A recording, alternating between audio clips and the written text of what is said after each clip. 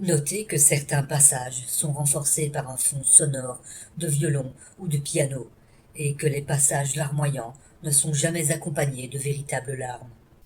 C'est un sentiment d'impuissance terrible de te dire que tu vas peut-être en fait là mourir tout seul.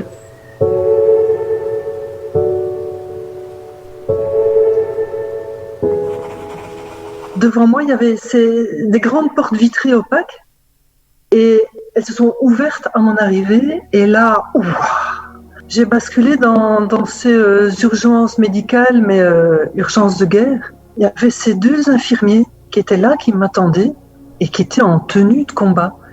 Il y avait ce sol blanc, il y avait des grands rideaux en plastique blanc, il y avait ces lits au drap blanc, il y avait une lumière de néon très blafarde qui donnait aussi un effet blanc. Et toi, tu te prends tout ça dans les mirettes d'un coup. Et je me suis dit, mon Dieu, mais qu'est-ce que je fais là, quoi? J'ai été tellement saisie que je me suis mise à sangloter.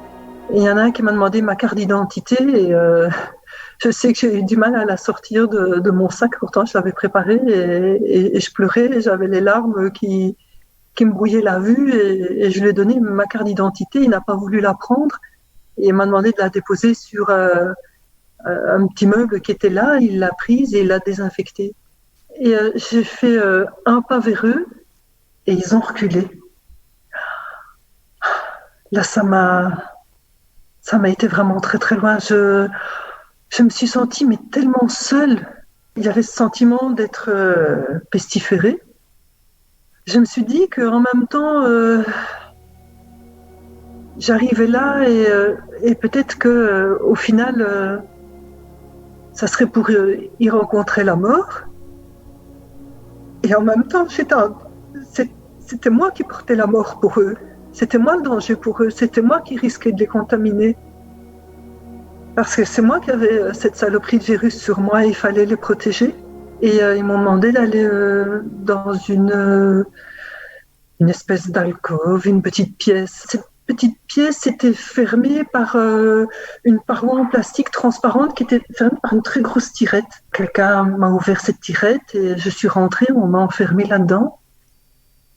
Et on m'a demandé de prendre ma température, de prendre mon taux d'oxygénation dans le sang toute seule. Et puis la doctoresse est arrivée. En fait, elle m'a auscultée à travers le plastique. C'était vraiment, vraiment spécial, quoi. Et puis, elle m'a dit, vos poumons, ça va, mais vous avez vraiment un gros essoufflement, donc il faut vous faire une prise de sang. Et donc là, quelqu'un lui a ouvert la tirette, elle est arrivée avec ses mains en l'air, avec la seringue en main, mais sans rien toucher. Et donc elle pestait parce qu'avec ses gants, elle ne sentait pas mon pouls, elle ne voyait pas où c'était. Et c'était impressionnant parce que donc elle avait son masque, elle avait une protection sur les yeux et en plus, elle avait une grande visière en plastique comme on voit maintenant. Moi, j'ai essayé de lui parler, mais en même temps, j'ai essayé de me tenir à distance, donc je tournais la tête pour lui parler avec mon masque et je me disais, il faut surtout pas que je la contamine. Je me sentirais tellement coupable. Et puis donc voilà, ça a marché, elles sont parties et avec beaucoup de précautions, elle a levé les mains derrière elle, elle a arraché son survêtement jaune, puis elle a fait une boule et elle a demandé où était la poubelle des objets contaminés. Et quelqu'un lui a amené et elle a tout jeté dedans. Il y a une personne qui est passée et qui a mis un spray désinfectant sur toute la paroi en plastique qui a nettoyé par terre. J'ai pris conscience que mon sort ne m'appartient plus, puisque ça dépendra de ces examens et que j'ai plus mon mot à dire. C'est un sentiment d'impuissance terrible de te dire que tu vas peut-être en fait là mourir tout seul. Au bout d'un moment indéterminé, la doctoresse est revenue, elle a dit c'est bon, les paramètres sont bons, vous pouvez rentrer chez vous. J'étais tellement sonnée que j'ai même pas compris ce qu'elle me disait. J'ai dû lui demander de répéter. Et elle m'a dit, si ça se dégrade encore, vous revenez, hein. Et elle me dit, oh non, non, ça je vous promets que plus jamais vous ne me verrez, quoi, ici. Là, il y a eu un moment très fugace où je me suis retrouvée face à elles. Elles étaient à bon mètre, évidemment, et je leur ai dit merci pour tout ce que vous faites. Et elles ont souri. Et en fait, je n'ai rien vu puisqu'elles avaient leur masque. Mais j'ai vu à leurs yeux, sur le côté, il y a eu des petits plis ici.